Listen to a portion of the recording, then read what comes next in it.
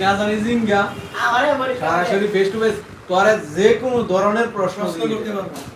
ইয়া করছে গণিত পরীক্ষা দিল আইস তো করতে না এটা লাগে কোরিয়ান ভাষায় যখন তোমরা বুঝবা। নাকি আমার জিঙ্গাইছে বিয়া করছেন আমি কইছি বিয়া করছি তা হ্যাঁ ঈদ লাগি গেছিল এখন বিয়া করছেন তো বাচ্চা কাচ্চা কয়জন কয়টা ছেলে কয়টা মেয়ে কত দিন এসে বিয়া করছেন ঈদ লাগছে হ্যাঁ